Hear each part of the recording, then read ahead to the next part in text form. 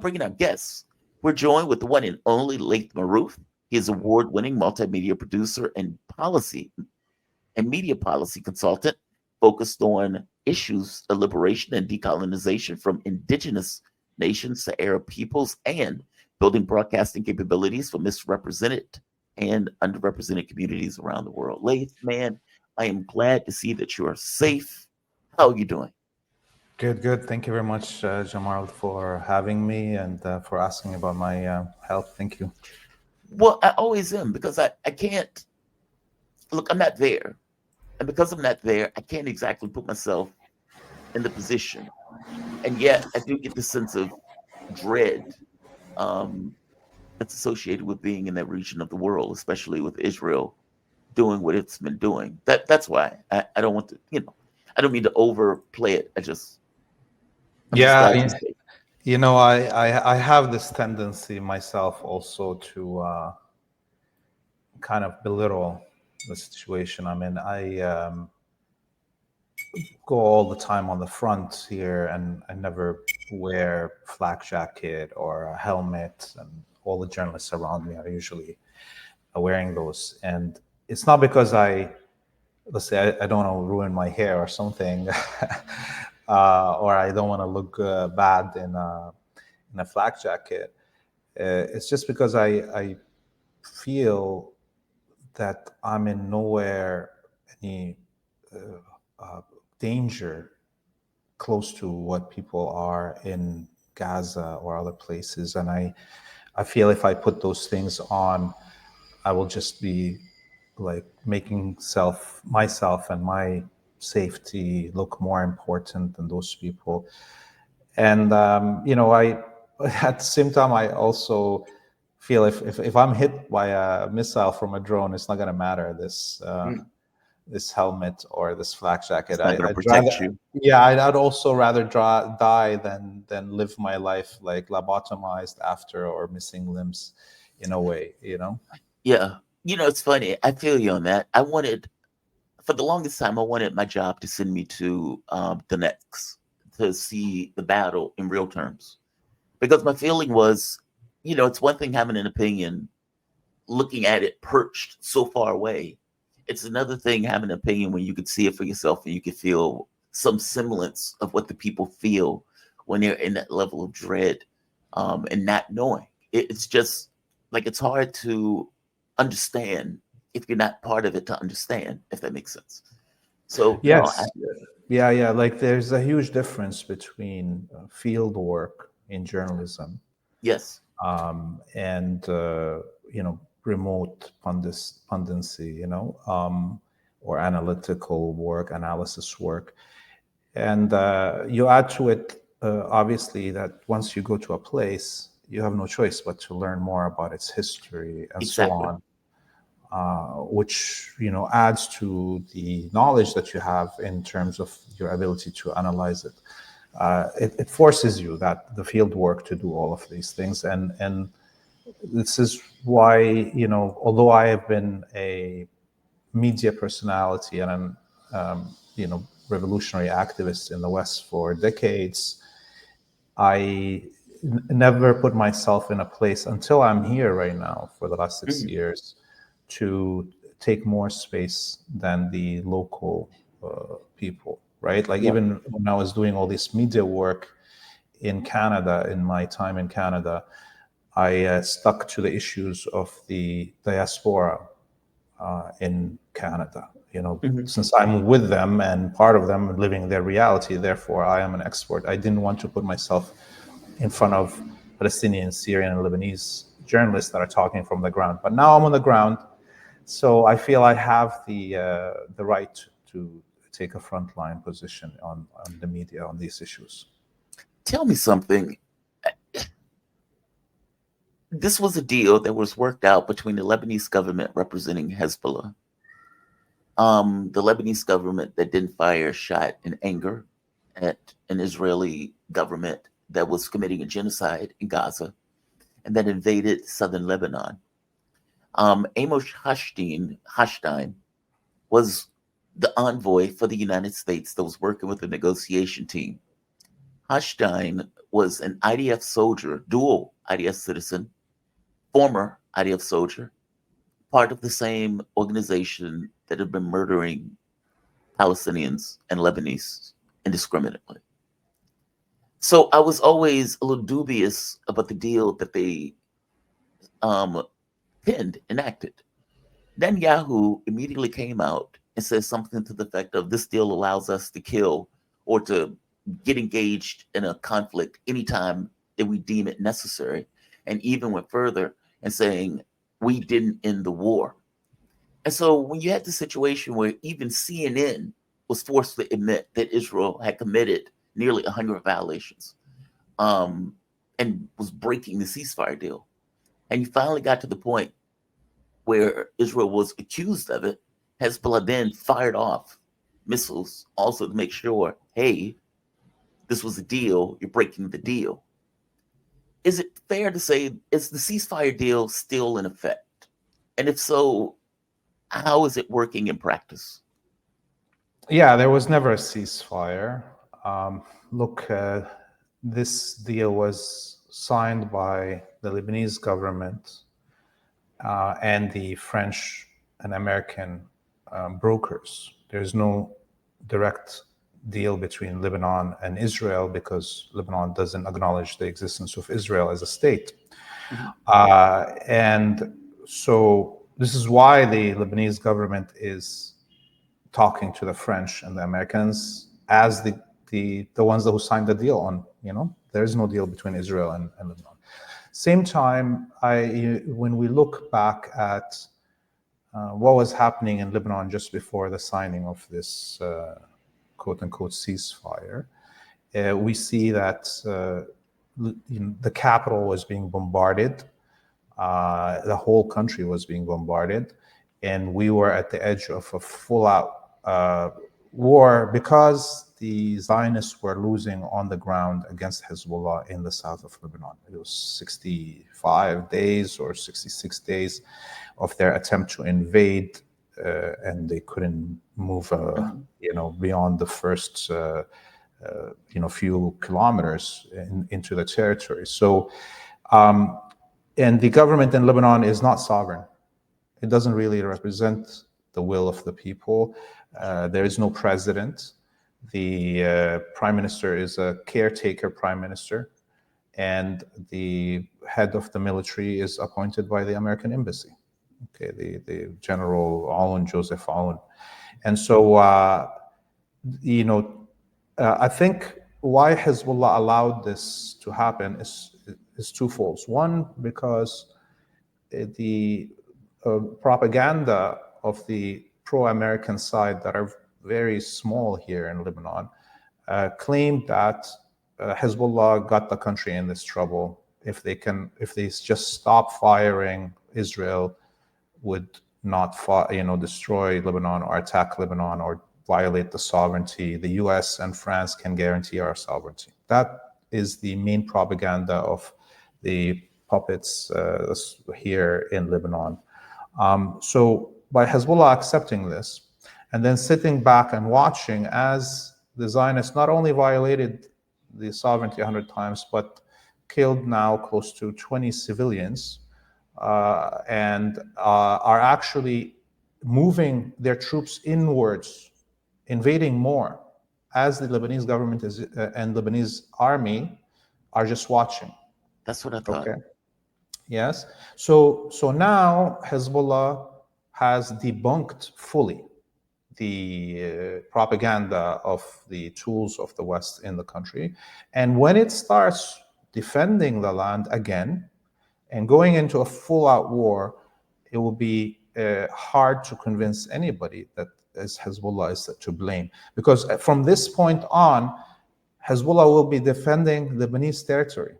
They will be anymore just doing a support solidarity front for Palestine, because the Israelis are still occupying a few of the villages and are pushing forward in to occupy more.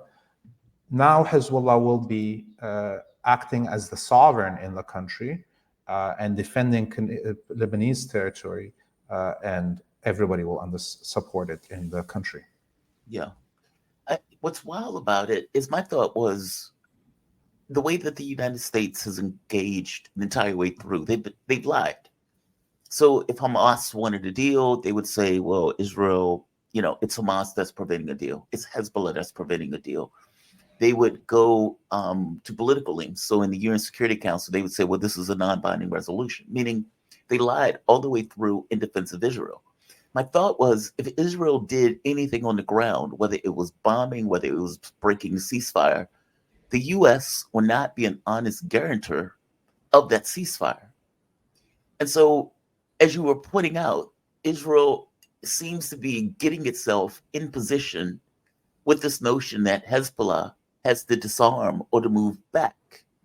Is it functioning that way in practice on the ground? Is it the situation where Hezbollah has moved back or Hezbollah has disarmed, allowing Israel to get into a better position with this idea that at some point they're going to reinvigorate the war in a better position than they were previously?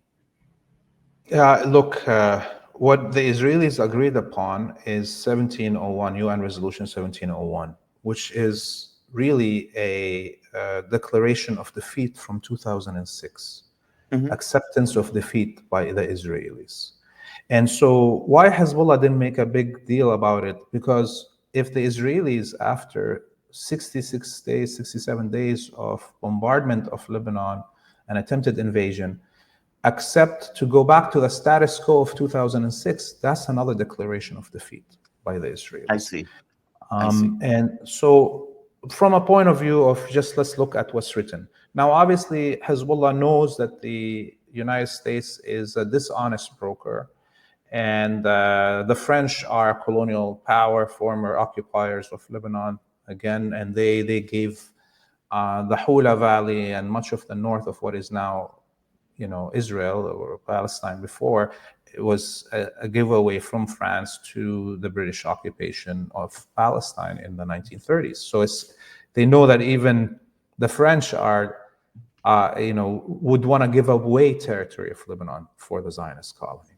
Right. So Hezbollah is they're not fools. They know that. But what they did now is that the little modicum of maybe respect that could have still been in some of the Lebanese population to France or the US is now gone because the country is still being invaded and the French and the Americans are doing nothing. And the French, although they're making statements that are critical of Israel, counter to what the US, we saw the spokesperson of the US government just yesterday, denying that there is any violation of sovereignty of Lebanon. But the French are saying openly that it is a violation. I don't think the Israelis can win through this quote-unquote ceasefire what they couldn't win in a direct battle with Hezbollah. And Hezbollah is on the ground, did not move and will not move. And the Lebanese government and Lebanese army can't do anything about it, nor the UNIFIL. So at any moment right now, we will be back into full war. Status quo, Yes. The Hezbollah is also not going to wait for the coming of Trump to have American strategic bombers bombard the hell out of them. They are going to themselves go into the offensive, hopefully very soon. Is that what they're thinking? That's what Trump is going to do? Like it's in their mindset when they're thinking of, okay, how is the landscape going to change the moment that Joe Biden leaves and Trump comes into office? They're thinking that Trump is going to get directly involved in the war. Yeah, I mean, look, I think the whole axis of resistance made some mistakes in their strategic analysis of what was going to happen once you begin the war for the liberation of Palestine. And they probably, I know I'm veering off a little bit there to get to the Trump point. But they thought that this was going to follow the traditional decolonization struggle trajectories, which is, what happened in Algeria, what happened in Vietnam, what happened in South Africa. You have a war of attrition as a weaker colonized people against the imperial or colonial power that lasts 5-6 years. There's usually 2 million martyrs of the population that's trying to achieve liberation. But in the end, there's a collapse of the colonial rule and the colonists leave. Okay? Well, that analysis doesn't work for the Zionist colony. Why? Because none of those other struggles, like Algeria, South Africa, Namibia, Vietnam, were for territory that is so strategic as Palestine. There is no more strategic geopolitical position on this planet than Palestine. And for any empire that wants to call itself an empire, it has to hold this knot of communication and transportation to be able to project force over all of West Asia, East and North Africa, and East Europe. If you lose Palestine, the United States cannot project power anymore over those. It returns to being only able to project power through its natural territories. So the United States and the West are going to fight till the end for this. And similarly, the elite, let's say, that South African elite were not a crucial, integral part of the political system in the West. South African elite owned a few diamond mines. They didn't own the media in the West. Yeah. They didn't own the banks in the West. And, there's no way to decouple the Zionist elite from Western elites as the decoupling, let's say, happened of the South African elite, okay? So this miscalculation, because they calculated that way, they went into a defensive posture of just let's absorb until the economy of Israel and the Western ability to supply it collapses. And what happened?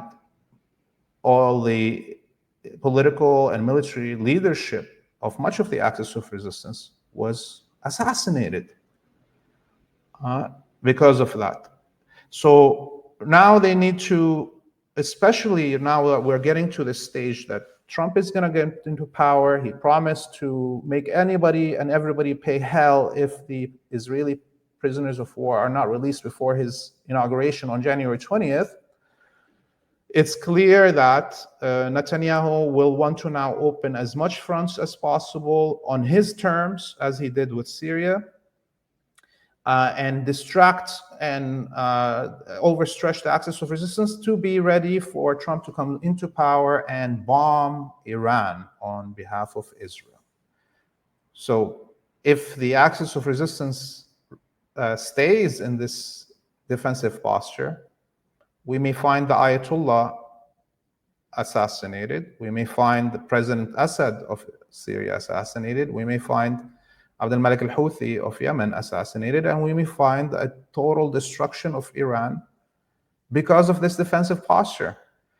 They need to go on the offensive and make sure that the territory of the battle is not on the axis of resistance territories, but on imperial holdings like the Gulf, like the Zionist colony itself. Hezbollah needs to invade North Palestine. As the Wahhabi death squads can reach from Idlib to Aleppo in 2 days, well, the special forces of Hezbollah can reach Jerusalem in 2 days. This is how things, so yeah. I hope they go this way. Otherwise, we're all screwed, honestly. No, I agree with you. Like, much of this has been reactive. The Hamas, the Aqsa flood on October 7th. And then you get Hezbollah firing missiles on October 8th. But it seemed like everyone was standoffish. It's strange. Iran doesn't respond until they are attacked. Syria, of course, is not responding because Syria is somewhat isolated and they've been weakened by war and sanctions for all of those years, this kind of dirty campaign waged against it. And Lebanon itself, as you pointed out, is not getting involved in regards to the military. Hezbollah seems to be isolated, fighting with Gaza. The Houthis come in, but the Houthis are so far away that it doesn't exactly translate. So I think I agree with you on this, that Israel has shown itself to be vicious and has not necessarily been satiated in regards to the blood that they've been consuming. And so this weight campaign doesn't seem to work. It seems to be allowing itself to be picked off by Israel. I agree with you on this. From your point of view, the Syrian conflict that's taking place right now, where you have had all of these terrorists, for lack of a better word, invade Syria out of the blue. From my understanding, part of the reason they were doing this is to basically another way to cripple Hezbollah, from the Israel point of view anyway, to prevent weapons and arms from being transferred into the resistance through Syria. Is that what's going on? And do you think, is that going to work, I should say? Will that cripple Hezbollah further? We know now two things as facts. One is that last month the Emirati and Saudi regimes approached the President Assad and offered him a complete lift of sanctions and the siege on Syria in return for cutting the supplies of weapons to Hezbollah and the Palestinian resistance and decoupling from the axis of resistance and Iran. And, this is the same offer that the United States under Obama and Kerry gave to Syria in 2012 before they triggered the quote-unquote Arab Spring, the Arab Autumn, as I would call it. And also, it's the same offer that Condoleezza Rice and Bush gave to President Assad in 2004, 2005, after the invasion of Iraq. And in those three occasions, including this most recent, Syria rejected this offer. Syria has paid the highest price any nation can pay to defend Palestine and the resistance in the region. Those 500,000 Syrians that were killed over the last decade and a half were all martyrs for Palestine. And the other fact that we know is that 2 months ago, less than 2 months ago, the Ukrainian intelligence, the Turkish intelligence, the French intelligence, and these Wahhabi Contras in Idlib met at Bab el-Hawa border crossing between Turkey and North Aleppo, where this plan was plotted with the Israeli approval, and the Ukrainian special forces came into Idlib through Turkey, and with them loads of drones, Ukrainian drones, but really they are Turkish drones manufactured in Ukraine under license. And they triggered this 2 hours after the speech of Netanyahu accepting the ceasefire in Lebanon. So, and the plan that they had was to occupy all the way to Homs.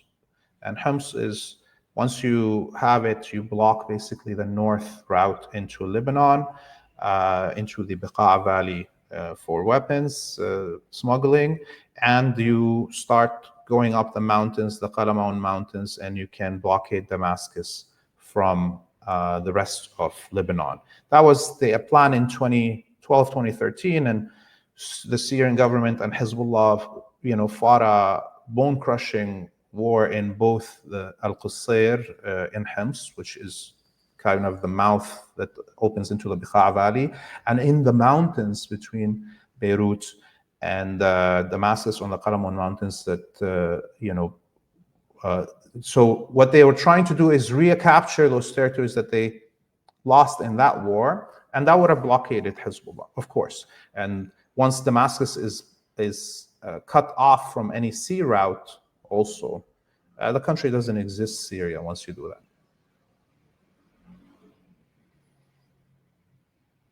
You're muted. Okay. No, I'm just thinking through that. I mean, so like you said, Syria has been one of those countries where it has taken a hit, basically, for that support. So how do you think this is going to turn out? I mean, were you surprised that they were caught so unaware, so off guard? And why do you think they were caught so off guard? I mean, I guess from my point of view, it's been a frozen conflict. And frozen conflict doesn't mean the conflict is over with. It means it's frozen. One of my guests pointed out it was the Astana agreements, that they believed that they had a deal. And because they believed they had a deal, that they pull back their forces. Give me your take on this, just the entire context of what's happening in that regard. Or better yet, how do you think this is going to turn out? Apparently, there's conversations between Putin and Erdogan taking place either yesterday. I would imagine Putin feels like he was stabbed in the back on this. Or do you think it's perceived that way? You see, I think Russia made a strategic mistake, just as the axis of resistance made that mistake of, calculating this as a traditional anti-colonial struggle. Right. Putin made the mistake of thinking that the prospect of a multipolar world and the goodies that BRICS can give to Turkey should be sufficient to draw Turkey away from NATO and the imperial military order. And that's a huge miscalculation because,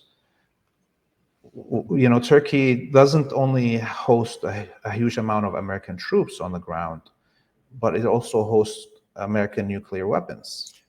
Right. Okay? And what can the BRICS and Russia offer to Turkey more than what the West is offering it? You can't compete. I mean, the West is telling Turkey, you can occupy Aleppo, you can occupy Mosul, you can take half of Syria and Iraq if you want to, with all their oil fields, and reimagine a Ottoman empire. You can they want even Turkey to take control of all the Turkic nations in Central Asia.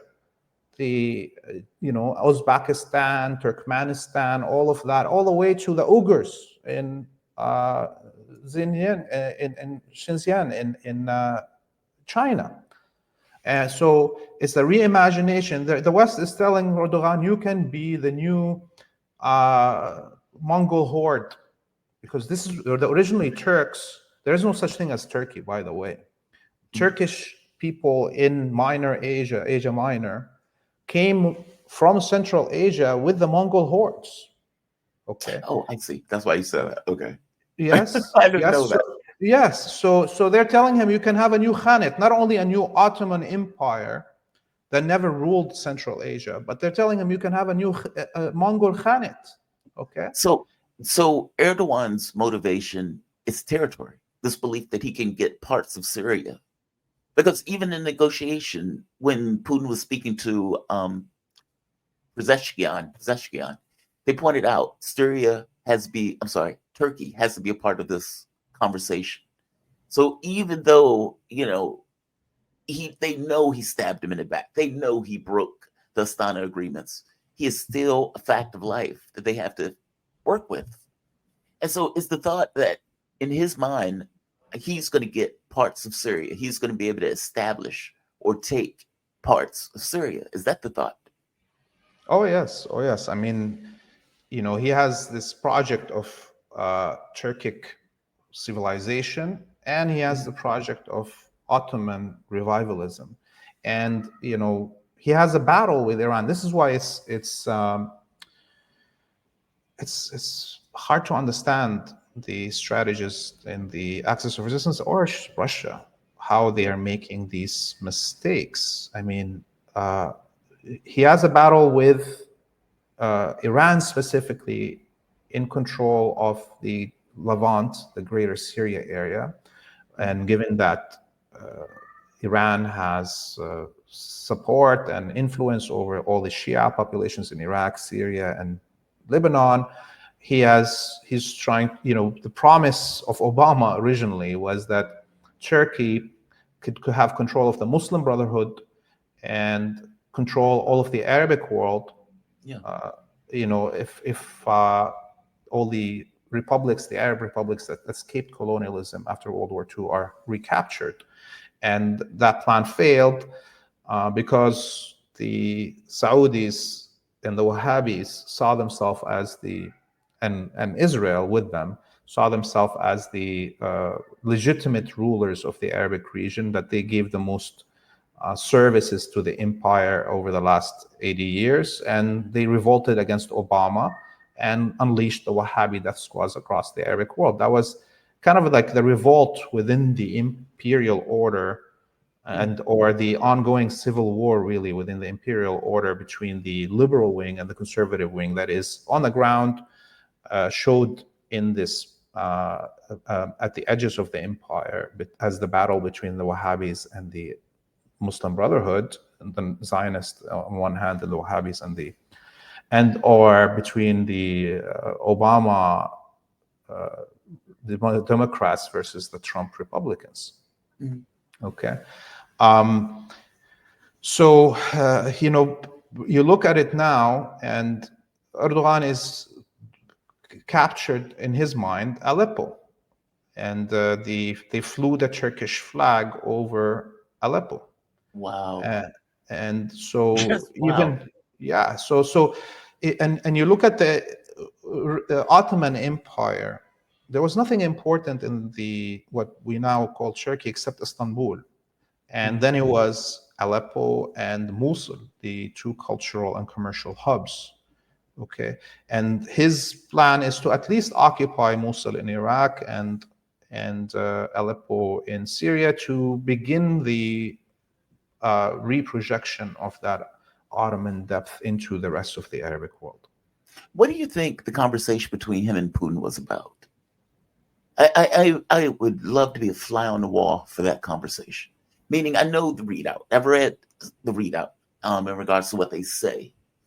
This notion we believe in the territorial integrity of Syria. We want to get back to the territorial integrity of Syria. Erdogan is saying he has nothing to do with this. He knows nothing about it. I would argue his denial is somewhat an indictment because it's so ridiculous. Like, in his denial, he basically comes out and says he believes in the territorial integrity, but that he believes Syria needs to deal with the legitimate concerns of the population. He's insinuating that this is a civil war, and that the people who are literally chopping off heads, I have a video of them chopping off the head of a kid, that those are the Syrian civilians that have grievances with the government. Okay, that's outlandish, right? That is the way he's trying to play this, as if this is a popular uprising, that these are just citizens of Syria that don't necessarily like the Syrian government. This is outrageous, correct? I mean, and this kind of impugns this original argument of it being a Syrian civil war. Is it fair to say it was never a civil war? Yeah, it was never a civil war, obviously. The Qatari Emir admitted after the end of 2016 that Qatar by itself spent $2 trillion arming and training and supplying the Wahhabi death squads in Syria. Yeah. So you could imagine how much the Saudis spent. If little Qatar spent $2 trillion, what does the Saudis spend? What did the Emiratis spend? What did the US spend? France, Germany, and so forth. So it was, in fact, up until this war now in Palestine, the war in Syria was the most expensive war per capita and or per territory that is supposed to be captured ever. Yeah. Okay, so something like $22 trillion were spent by the West in that war. And so, there is no civil war in Syria. It doesn't mean that there's no problems in Syria or that the Right. Syrian, There could be protests. yes, Right. but an armed war with the most advanced armaments and machinery and drones and so forth. That's not an uprising and or a civil war. You can't survive without this constant American imperial flow of weapons and money. And as we see right now, the Uyghur fighters, the Turkmen, Uzbek, Chechen, and even Pakistani British fighters are the spearhead in this attack on Aleppo, and the videos Right. are all out for everybody to watch them. There's, you know, most of them speak every language on this planet other than Arabic. Right. Right. And so it can't this and this has been the same since the beginning of the war on Syria. Yeah. The Iraq, for instance, and it lived the same situation, but in Iraq, something like 6,000 suicide bombers were from Saudi citizenship, nationality, that blew themselves inside Iraq.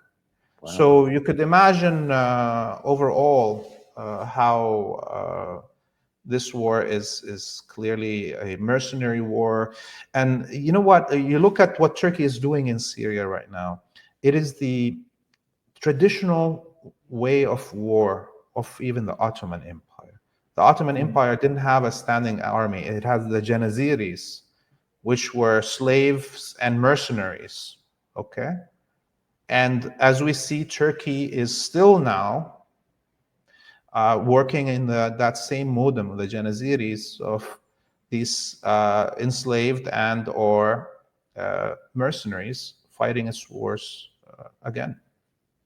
Laith, last question before I let you go, and I guess this is more of a big picture question.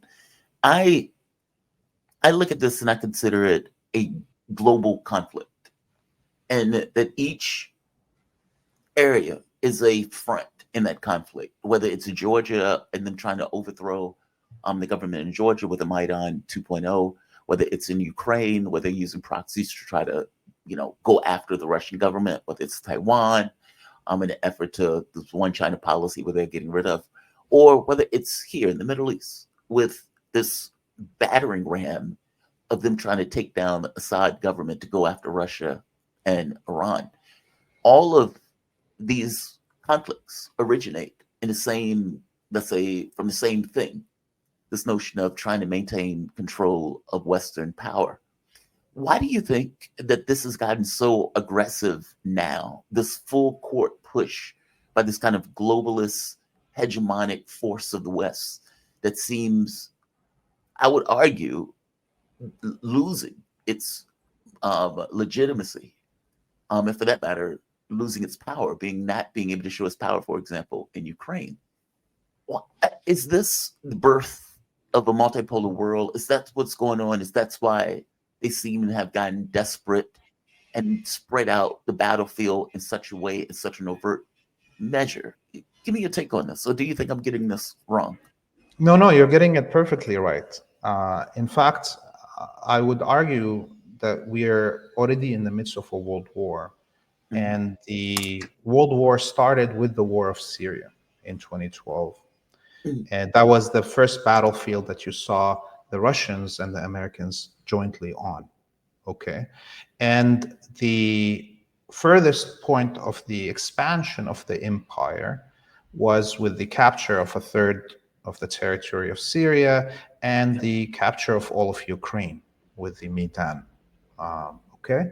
And since that point, the empire is retreating and losing territory. So lost all Donetsk and the Crimea and all of that, and lost the battle inside Syria, right? Okay, so we're seeing now the retreat. And so Syria was the first battlefield of the World War. None of the major actors want to admit openly that it's a world war. Otherwise, they will have to fight each other directly, not through proxies or on the battlefields of others, and they would end up using nuclear weapons if they Right. openly declare it. Right. The other thing about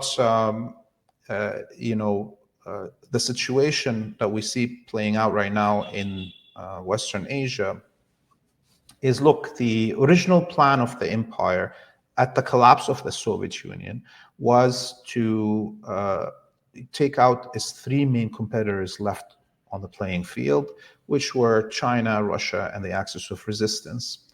And the original plan was destroy the Axis of Resistance in any Arabic countries, the republics that escaped colonialism after World War II, like Libya, Iraq, Yemen, all of that. And then once you have taken all the smaller pieces off the playing field, you can besiege China and Russia and then eventually attack them.